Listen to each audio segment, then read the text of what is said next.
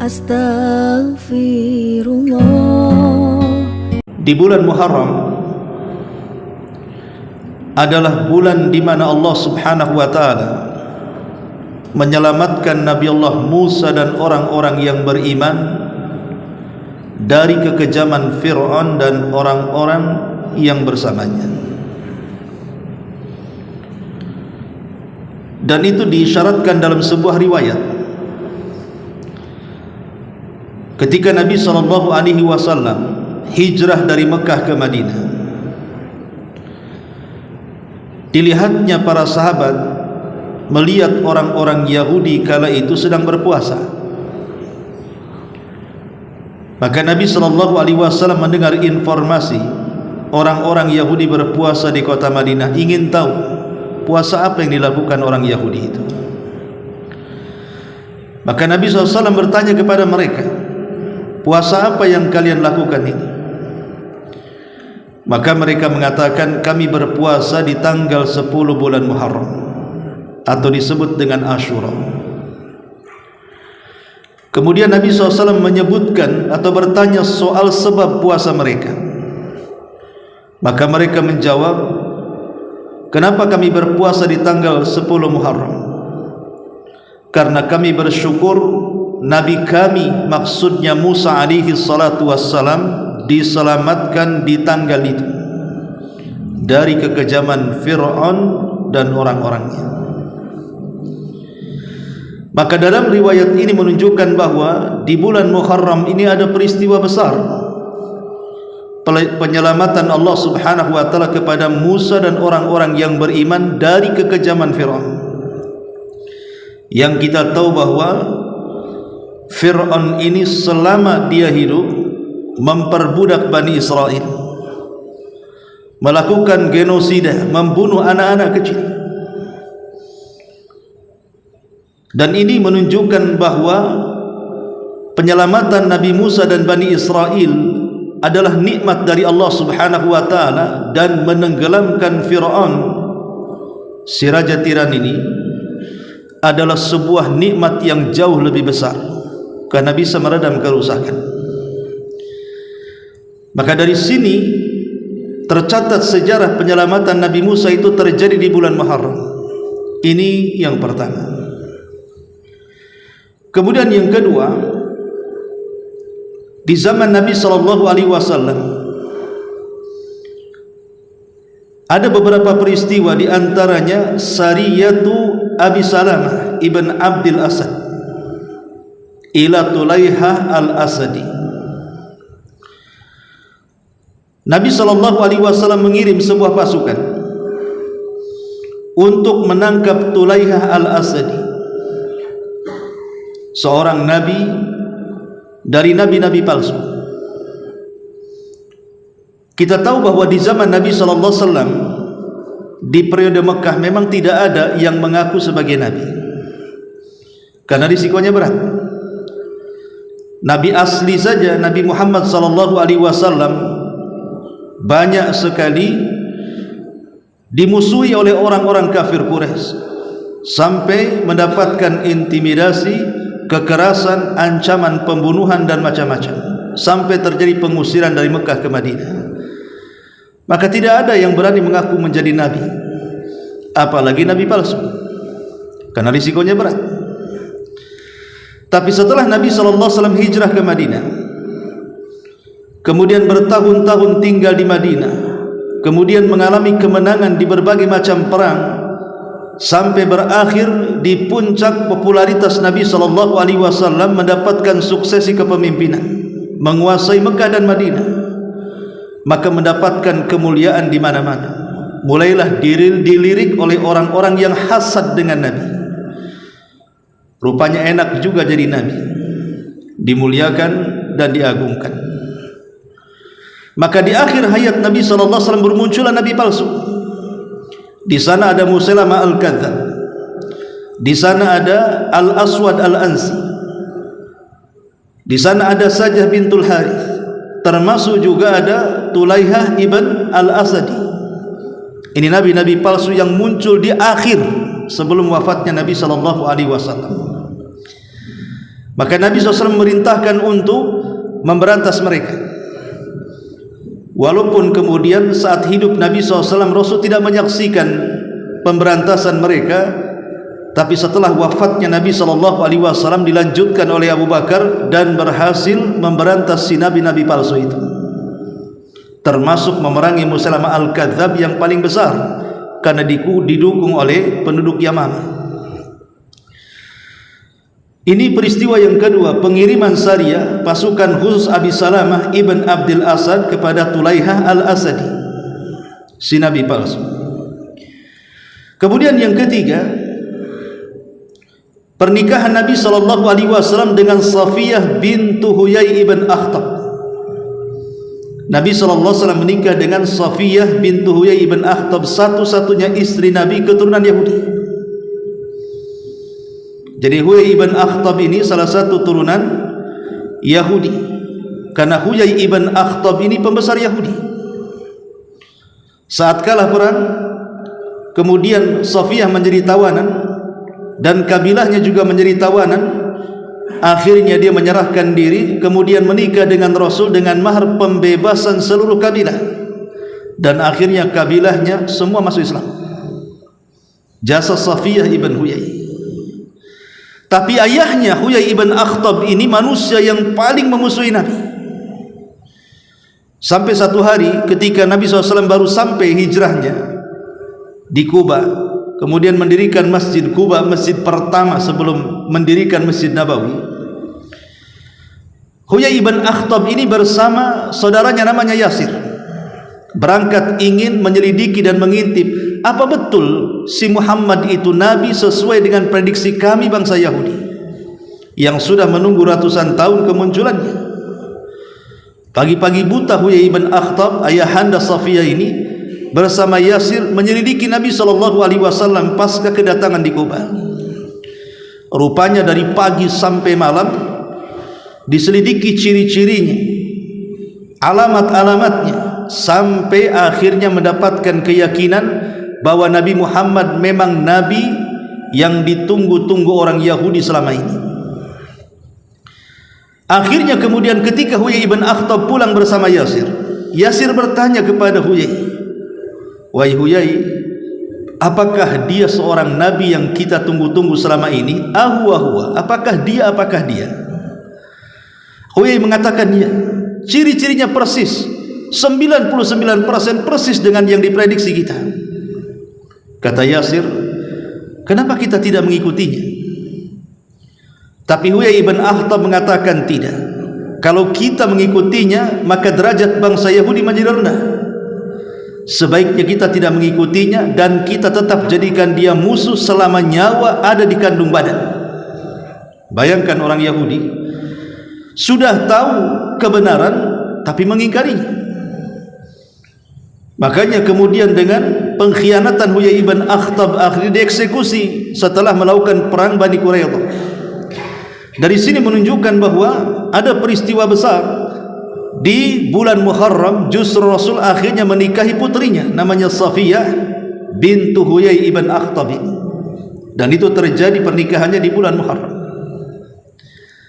Ma'asyiral muslimin yang dimuliakan Allah Azza wa Jalla. Kemudian yang keempat, khurujuhu sallallahu alaihi wasallam ila Khaybar. Berangkatnya Nabi sallallahu alaihi wasallam untuk mengepung Khaybar. Kita tahu bahwa Khaybar ini pusat perlindungan terakhir atau benteng terakhir yang dikuasai Yahudi di zaman itu. Nabi SAW memerangi Yahudi Madinah itu sepanjang hidupnya 4 kali. Pertama melawan Bani Qunaiqah, kemudian yang kedua melawan Bani Nadir, kemudian yang ketiga melawan Bani Quraidah, dan terakhir melawan Khaybar. Setelah Khaybar runtuh, maka tidak ada lagi orang Yahudi di Madinah. Bahkan tidak diizinkan orang Yahudi masuk Madinah sejak zaman itu sampai hari ini.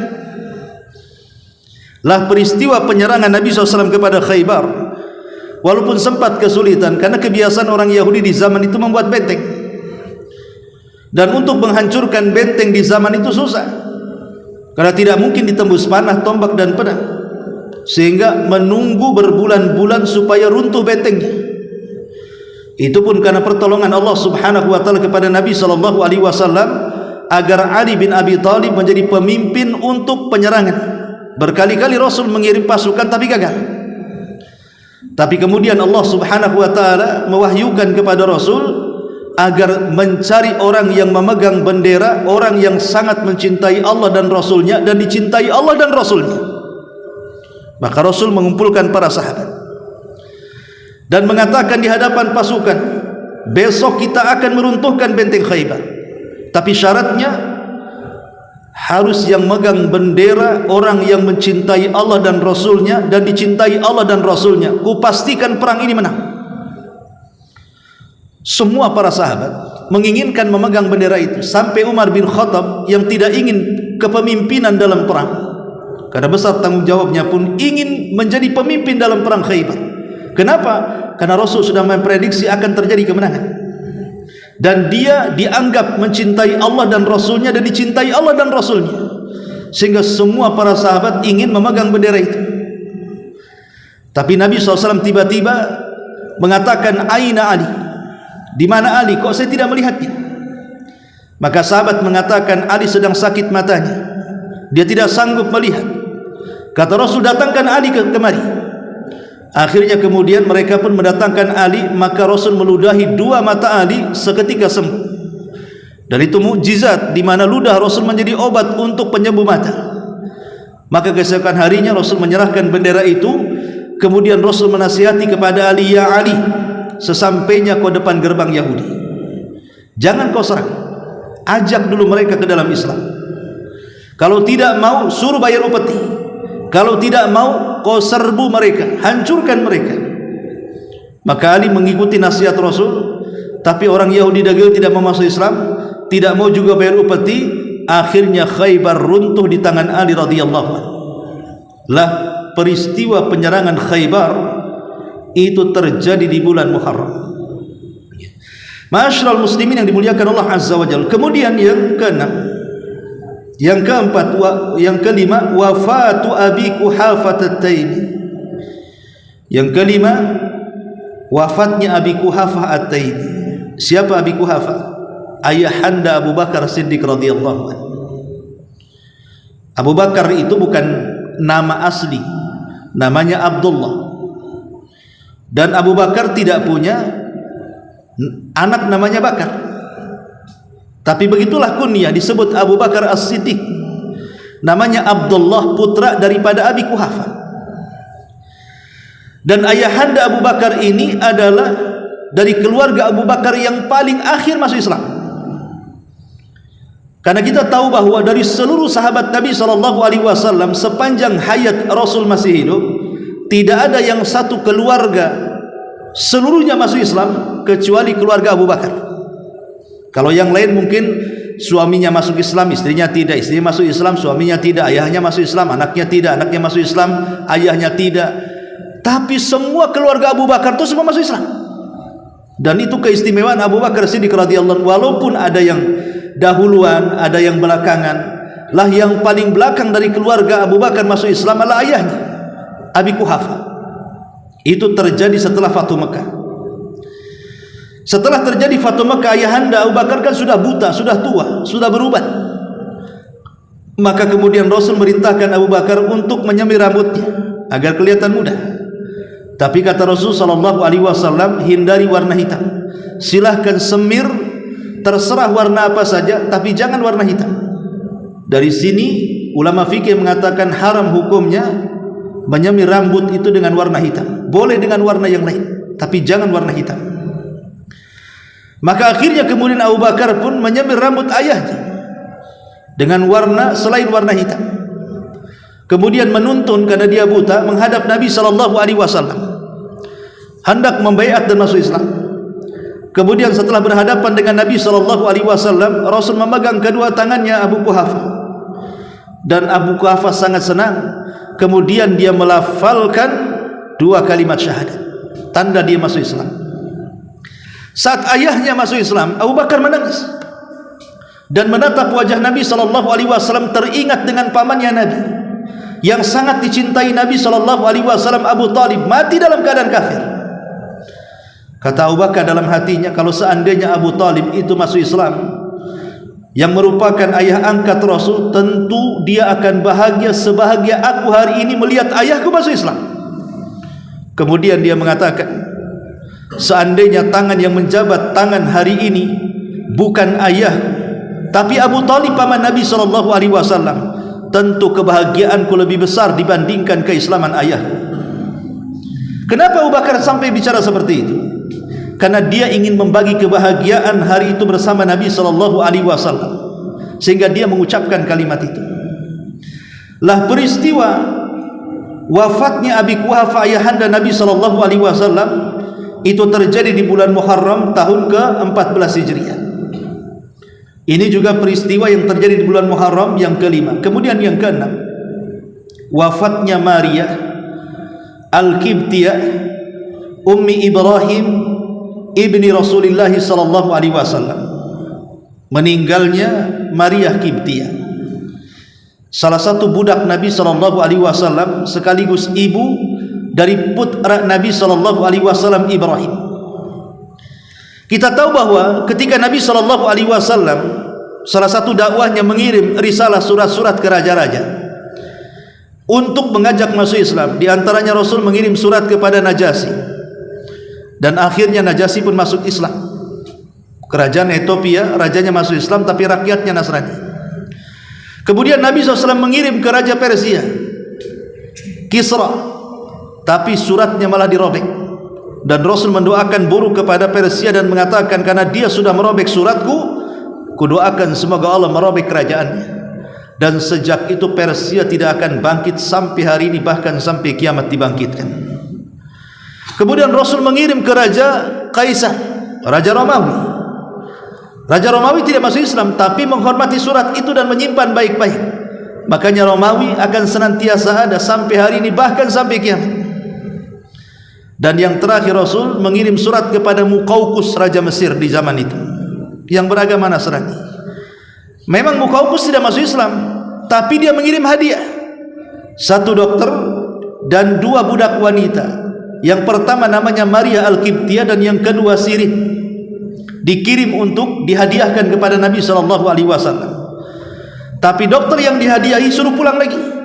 Alasannya, kata Nabi SAW, kami ini kaum yang terbiasa lapar, kami tidak akan disentuh penyakit, suruh pulang lagi. Tapi Nabi Rasul menerima dua wanita tadi. Pertama Sirin akhirnya dihadiahi kepada juru bicara Nabi SAW sekaligus penyair Rasul, Hasan ibn Thabit. Dan Maria Al-Qibtiyah diambilnya, kemudian digaulinya, kemudian hamil, lahirlah Ibrahim putra Nabi SAW selain daripada Khadijah. Dan itu peristiwanya setelah Rasul SAW mendekati ajalnya, artinya sudah tua baru punya anak laki-laki. Tentu di zaman jahiliyah sebelum kedatangan Rasul, punya anak laki-laki itu seolah-olah mendapatkan emas satu gunung. Dan kalau lahir anak perempuan seolah-olah dapat kesialan, sehingga di antara mereka ada yang membunuh dan mengubur hidup-hidup. Rasul tentu bangga dengan kelahiran Ibrahim, apalagi dua putra dari Khadijah meninggal di waktu bayi ketika berada di Mekah, Qasim dan Abdullah. Tiba-tiba di akhir hayatnya punya anak laki-laki Ibrahim. Tapi rupanya Allah Subhanahu wa taala tidak menghendaki putra-putra Nabi SAW hidup sampai dewasa. Baru berusia setahun 8 bulan Ibrahim jatuh sakit, dan sakitnya membawa kepada kematian. Saat Rasulullah SAW memegang Ibrahim dalam liang lahatnya, Rasul menangis. Dan tangisan Nabi SAW terus berlanjut sampai 3 hari. Sampai akhirnya Abdurrahman ibn Auf mengingatkan Nabi SAW dan mengatakan, ya Rasul, bukankah kau melarang menangis karena kematian? Yang dimaksud Abdurrahman ibn Auf adalah meratap. Tetapi Nabi SAW mengatakan, ya Abdurrahman, ini bukan ratapan, ini adalah tangisan rahmat. Wajar orang tua sedih ketika anaknya meninggal, apalagi anak satu-satunya laki-laki yang terakhir. Maka Rasul mengatakan di hadapan Abdurrahman, ya Abdurrahman, innal aina la tadma wa innal qalba la tahzan wa inna bi firaqika ya Ibrahim la mahzunun wa ma naqulu illa ma yarda rabbuna. Wahai Abdurrahman, Yang namanya kedua mata ini bisa mencucurkan air mata, yang namanya hati bisa bersedih. Dan perpisahanku dengan Ibrahim menyesakkan dada, tapi aku tidak pernah mengucapkan sesuatu kecuali yang membuat Allah subhanahu wa ta'ala redha. Ini adalah air mata rahmat wahai Abdurrahman, bukan ratapan.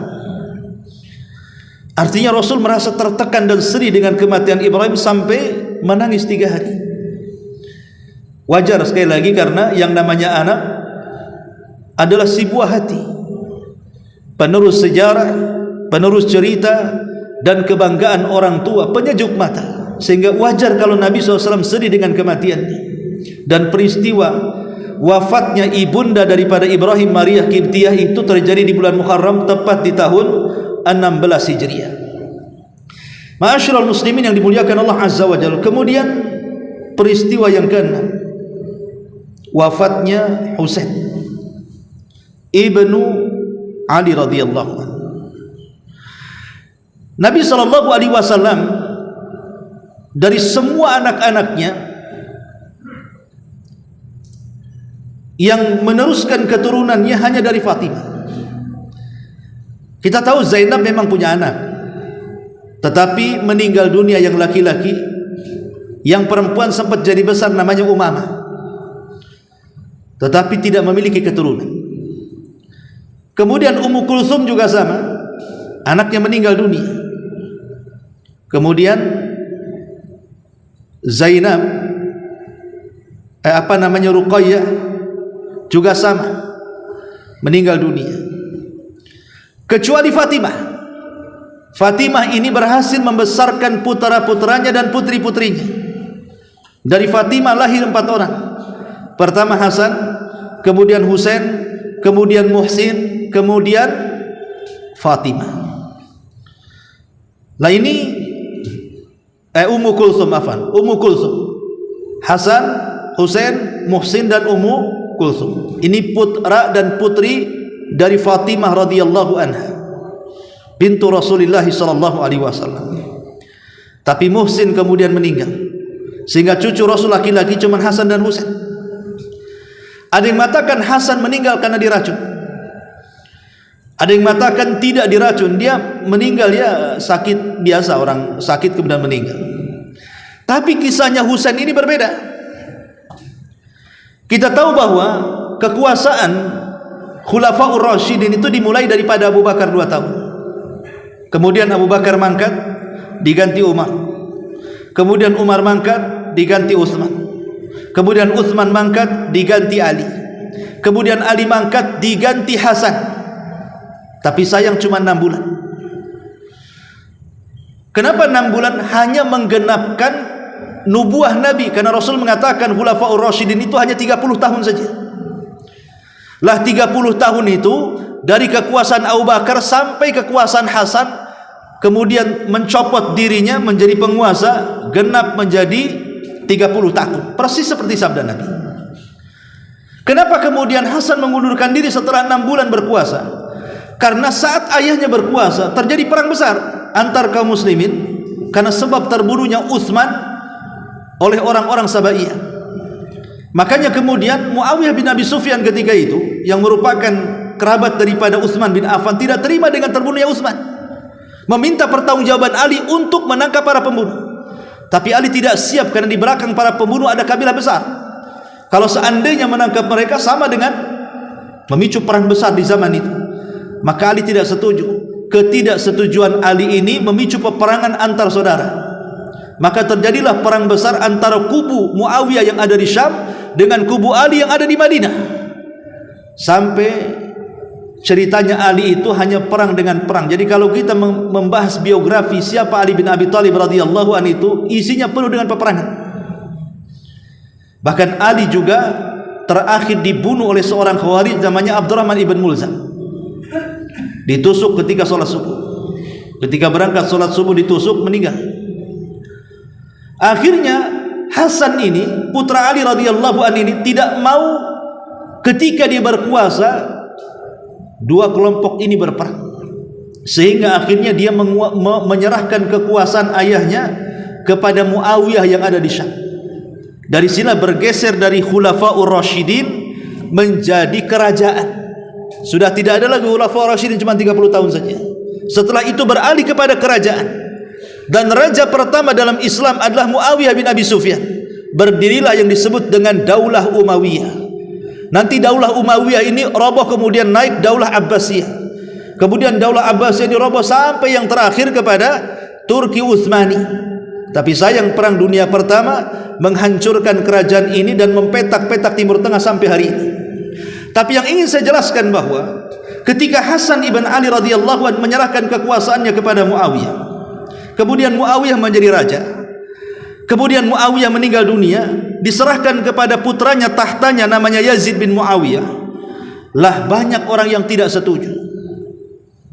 Ketika itu Hasan sudah meninggal, Husain masih hidup. Husain ingin memberontak. Husain ingin memberontak.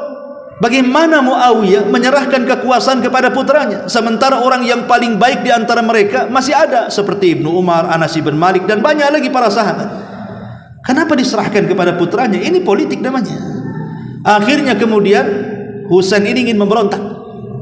Datanglah kemudian orang-orang Kufah mengirim surat kepada Husain yang ada di Madinah bahwa mereka siap untuk mendukung Husain. Datanglah ke Kufah, kita berontak. Akhirnya kemudian Husain pun berangkat dari Madinah menuju Kufah. Para sahabat yang masih hidup kala itu menasihati Husain agar jangan berangkat ke Kufah. Kenapa? Karena orang-orang Kufah itu mereka para pengkhianat. Mereka para pengkhianat. Nanti kau ditipu. Tapi entah kenapa, mungkin sudah takdir Allah Subhanahu wa taala. Walaupun sebagian para sahabat menyarankan kalau ingin berkuasa wahai Husain, datang aja ke Yaman. Karena Yaman itu pendukung berat ayahmu. Kau akan berkuasa di sana. Tapi tidak didengar. Malah kemudian dia membawa seluruh keluarganya, sekitar 70 orang. Ya, 30 orang pasukan kecil penjaga, lebihnya keluarga, istrinya, selirnya, anak-anaknya, bahkan keluarga Hasan pun dibawa. Rupanya Yazid bin Muawiyah ini punya siasat. Dia kirim Ubaidillah ibn Ziyad untuk mengawasi. Tapi Ubaidillah ibn Ziyad ini tidak mendengar ucapan Yazid, disuruh mengawasi, malah kemudian melakukan pembantaian. Maka persis ketika pasukan atau ketika Husain berada di Karbala, Husain sempat berhenti di tanah Karbala itu, di Irak sana. Kemudian Husain bertanya kepada orang-orang di sekitarnya, ini apa ini? Maka orang-orang mengatakan Karbala. Kata Husain, karbun wabala. Pasti di sini akan terjadi sebuah peristiwa besar, katanya. Betul. Tiba-tiba Ubaidillah mengirim pasukan kemudian mengepung Husain yang hanya berjumlah 70 orang, sementara pasukan yang mengepung 5.000 orang. Disinilah terjadi pembantaian keluarga Nabi SAW. Semua dibantai. Yang tersisa hanya satu dari putra Husain, namanya Zainul Abidin. Zainul Abidin atau namanya Ali ibn Husain ibn Ali ibn Abi Thalib. Inilah satu-satunya keturunan Husain yang hidup karena saat peperangan Karbala itu dia sakit. Kemudian diselamatkan oleh Zainab bibinya sehingga dia hidup. Makanya semua keturunan Husain yang hidup hari ini di belahan dunia, maka harus melewati jalur Ali ibn Husain ibn Ali atau dikenal dengan Zainul Abidin. Dan dari Hasan hanya tersisa 2 saja, 2 orang keturunan Hasan. Jadi dari keturunan Nabi SAW, kalau sekarang ada orang ngaku keturunan Nabi, harus melewati 3 jalur ini, 2 putra Hasan dan 1 putra Husain, baru anda boleh mengaku keturunan Nabi. Karena di zaman sekarang ada jual beli nasab masalahnya. Kalau ingin nasabnya disambungkan kepada Rasul, harus bayar, membeli. Ada juga yang seperti itu, naudzubillah. Berbangga dengan nasab, padahal tidak ada manfaatnya nasab pada hari kiamat. Fala ansaba yauma idzin bainahum. Pada hari kiamat enggak ada gunanya nasab itu. Karena yang guna adalah amalannya. Baiklah, terbunuhnya Husain di Karbala itu tepat di tanggal 10 Muharram. Ma'asyiral muslimin yang dimuliakan Allah Subhanahu wa taala. Kemudian di antara sejarah yang ketujuh yang disebutkan para ulama, adalah Nabi SAW ataupun di zaman Umar bin Khattab radhiyallahu an, di zaman para sahabat, setelah di zaman Nabi SAW mengeluarkan penanggalan Islam pertama yang disebut dengan Almanak Hijriyah. Dulu kaum muslimin dari zaman Rasul, zaman Abu Bakar tidak punya penanggalan. Jadi penanggalan itu dikembalikan kepada penanggalan masing-masing daerah. Mekah punya penanggalan sendiri, Madinah punya sendiri, kemudian juga Yaman punya sendiri, Mesir punya sendiri, dan begitu seterusnya. Islam belum punya penanggalan sama sekali. Lah di zaman Umar bin Khattab radhiyallahu an inilah baru tercetus adanya penanggalan Hijriyah. Ketika terjadi surat menyurat antara, ketika itu bingung karena ada tanggal, ada hari tapi tidak ada tahu, sehingga kemudian memicu kesalahpahaman. Dari situ kemudian para sahabat senior datang kepada Umar bin Khattab, bagaimana kalau seandainya kita membuat penanggalan sendiri, jangan mengekor kepada penanggalan yang lainnya. Umar setuju. Akhirnya dibentuklah dalam Islam penanggalan sendiri. Walaupun ketika itu para sahabat bingung mau menentukan tahun dalam Islam itu menggunakan peristiwa mana. Ada yang mengatakan para sahabat, bagaimana kalau kita mengambil peristiwa kelahiran Nabi. Ada yang mengatakan bagaimana kalau peristiwanya diambil dari diutusnya Nabi. Macam-macam pokoknya ide para sahabat, sampai akhirnya Utsman bin Affan dan beberapa para sahabat lainnya mengatakan bagaimana kalau kita mengambil dari hijrah Nabi. Tiba-tiba Umar setuju. Maka sejak itulah penanggalan Hijriyah terjadi. Akhirnya terjadilah 1 Hijriyah, 2 Hijriyah, 4 Hijriyah, sampai sekarang 14 sekian Hijriyah. Artinya di sini tercetusnya penanggalan itu terjadi di zaman Umar bin Khattab radhiyallahu anhu. Yang ingin saya katakan, memang pencetusan penanggalan ini terjadi di zaman Umar bin Khattab, dan juga peristiwa Hijriyah itu bukan di bulan Muharram. Kita tahu peristiwa Hijriyah itu di bulan Rabiul Awal kan. Karena Rabiul Awal itu adalah rangkuman sejarah Nabi. Di situ lahirnya Nabi, di situ hijrahnya Nabi, di situ wafatnya Nabi. Rabiul Awal itu. Tapi kenapa kaitannya dengan Muharram? Dan Umar bin Khattab radhiyallahu an memilih bulan Muharram sebagai permulaan tahun baru, bukan mengambil Rabiul Awal, padahal peristiwa hijrah itu di Rabiul Awal. Tentu Umar ada ra'yu sendiri, kebijakan sendiri. Karena begini, kenapa Umar bin Khattab mengambil bulan Muharram? Kita tahu bahwa bulan Muharram itu terjadi setelah bulan haji. Bulan haji itu dimulai daripada Syawal, Dzulqa'dah, Dzulhijjah. Ini 3 bulan disebut bulan haji. Lah setelah bulan haji disebut Muharram. Umar bin Khattab radhiyallahu an ingin memberitahu bahwa Islam punya penanggalan ke seantero daerah-daerah Islam yang sudah jauh nun di sana. Di zaman itu tidak ada alat komunikasi. Kalau sekarang enak ada alat komunikasi gitu, ada internet, ada YouTube, enak menghabarkan berita dari yang jauh menjadi dekat, yang dekat makin dekat kan itu. Tapi di zaman itu memberitahu bahwa Islam punya penanggalan itu susah. Makanya satu-satunya adalah biarkan terjadi musim haji, supaya manusia datang dari mana-mana ketika haji. Disitulah Umar bisa mengumumkan bahwa Islam punya penanggalan, dan setiap jamaah haji yang pulang ke daerahnya memberitahu bahwa bulan depan adalah bulan pertama dari bulan Hijriyah, dari tahun Hijriyah. Itulah kenapa Umar bin Khattab radhiyallahu anhu memilih bulan Muharram. Makanya akhirnya penetapan Umar bin Khattab itu tertetapkan sejak zaman itu sampai hari ini. Kita kenal bahwa bulan Muharram itu bulan baru dalam Islam. Bulan baru dalam Islam, dan bulan Dzulhijjah yang sekarang kita berada di dalamnya itu adalah akhir daripada bulan-bulan dalam tahun-tahun Islam, dan bulan Muharram adalah permulaan tahun baru di dalam hijrah Nabi sallallahu alaihi wasallam atau Hijriyah.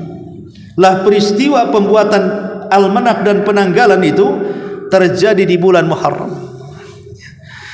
Ma'asyiral muslimin yang dimuliakan Allah Subhanahu wa taala. Dan banyak lagi peristiwa. Baik. Karena bulan Muharram ini adalah permulaan bulan. Lalu apa yang harus kita lakukan? Pertama, tunggu pengumuman pemerintah. Kapan 1 Muharram? Kalau seandainya 1 Muharram itu tanggal 29 Dzulhijjah terlihat hilal, berarti 1 Muharram itu tanggal 30. Tapi kalau tanggal 29 tidak terlihat hilal, berarti Dzulhijjah digenapkan 30, baru setelahnya tanggal 1 Muharram. Lalu apa yang harus kita lakukan? Pertama, kalau kita melihat hilal, maka diperintahkan kita untuk berdoa. Apa doa yang diajarkan Nabi SAW dalam sebuah hadis? Walaupun hadis ini dinyatakan mauquf oleh Ibnu Hajar dalam kitabnya Al-Isabah fi Al-Isabah, hadis ini mengatakan mauqufun ala syarti sahih. Memang riwayatnya mauquf ala syarti sahih. Nabi SAW mengajarkan, jadi para sahabat Nabi SAW diajarkan Nabi SAW untuk berdoa ketika melihat bulan baru. Apa doanya? Allahumma adkhilhu alaina bil amni wal iman wassalamati wal islam wa jawari minasyaitani wa ridwani minar rahman. Jadi doa masuk bulan Muharram, berdoalah kepada Allah Subhanahu wa taala dengan doa ini, ya Allah, masukkan kami ke dalam keamanan dan iman, keselamatan dan Islam, jauhkan kami dari syaitan dan dekatkan kami dari yang rahman. Lihat kandungan doa ini yang diajarkan Nabi SAW.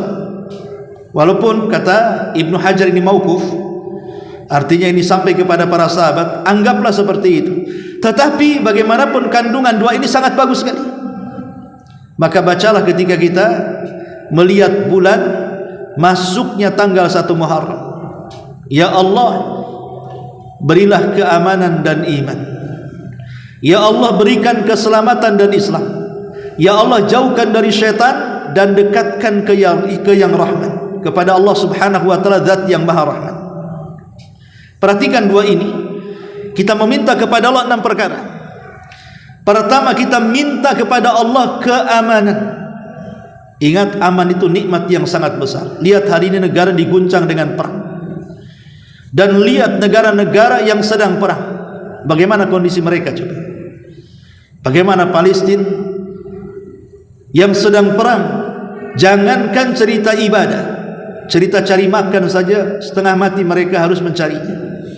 Yang terbaru perang Iran Israel, hari ini kita lihat bagaimana mencekamnya dunia. Seolah-olah dunia ini tinggal menunggu saja kehancurannya. Kita yang nun jauh di sana, tapi kita merasakan dampaknya. Artinya keamanan dunia ini nikmat yang sangat besar. Karena terkadang orang itu lupa nikmat aman kalau tidak pernah hidup di negeri konflik. Coba kita hidup di negeri konflik, baru orang memandang negeri aman itu enak. Maka kita negeri yang sangat aman, negeri kita ini, bersyukurlah, sehingga dengan keamanan kita bisa beribadah, dengan keamanan bisa kumpul keluarga, mencari nafkah pun mudah, dan ini nikmat yang sangat besar. Minta kepada Allah agar negeri kita ini semakin aman. Makanya di sini setiap masuk bulan kita berdoa, Allahumma adkhilhu alaina bil amni wal iman. Bukan hanya keamanan dan meningkatnya iman. Meningkatnya iman itu penting, karena dengan meningkatnya iman berarti mendekatkan diri kepada Allah Subhanahu wa taala lebih mudah. Tapi lemahnya iman itu mendekatkan kepada kemaksiatan lebih mudah. Kemudian juga wal Islam wassalamati wal Islam, minta kepada Allah yang ketiga, keselamatan. Karena bagaimanapun selamat dari penyakit, selamat dari kefakiran, selamat dari hasad, selamat dari sihir, selamat dari penyakit atau hal-hal yang menyakitkan, itu enak. Hidup selamat dari segala hal tadi itu nyaman. Lihat orang sakit, nggak pernah nyaman hidupnya. Tapi kalau kita selamat dari penyakit, senang rasanya. Selamat dari kefakiran, lihat orang kefakir itu susah, sebagai mereka harus minta-minta di jalan. Tapi lihat orang-orang yang selamat dari kefakiran, mereka aman, tidak harus meminta-minta di jalan-jalan, dan selamat dari segala hal, dari yang hasad, dari yang zalim, dari yang nyihir, dan begitu seterusnya. Kemudian yang keempat, meminta kepada wali Islam agar kita istiqamah di atas Islam, wala tamutunna illa wa antum muslim. Kemudian yang kelima, selamat dari gangguan syaitan supaya kita tidak tersesat. Dan yang terakhir, minta kepada Allah agar mendapatkan keridhaan Ar-Rahman. Allah Subhanahu wa taala redha dengan kita. Ini yang pertama. Kemudian yang kedua, bulan Muharram ini sangat dianjurkan untuk banyak berpuasa. Bulan Muharram ini sangat dianjurkan untuk memperbanyak puasa. Entah puasa Senin Kamis, entah puasa Ayyamul Bid, entah puasa Daud, ya, terserah. Kemudian yang ketiga, terkhusus kepada puasa tanggal 10 atau disebut dengan Asyura. Puasa tanggal 10 atau disebut dengan Asyura. Ini puasa pertama dalam Islam.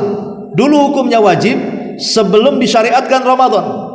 Tapi setelah disyariatkan Ramadan, hukumnya dimansuh, dihapus dari wajib ke sunnah. Tapi tetap sangat dianjurkan, karena bisa menghapus dosa setahun dalam kehidupan kita.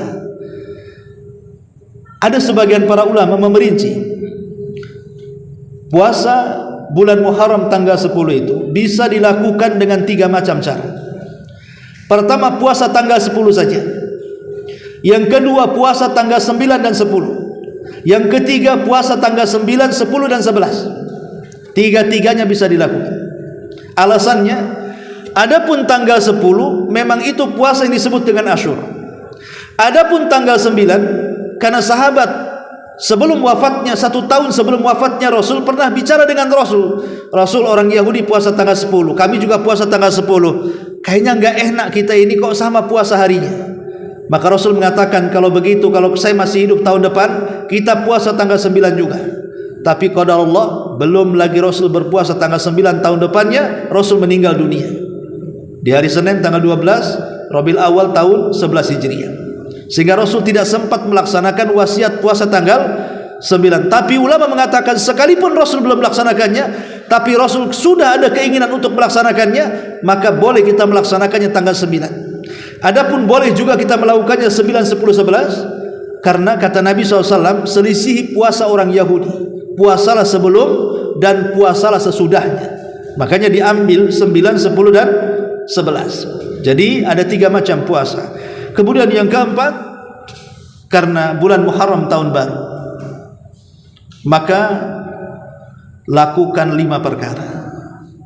Pertama, bersyukurlah kepada Allah, karena kita bisa menginjak tahun baru.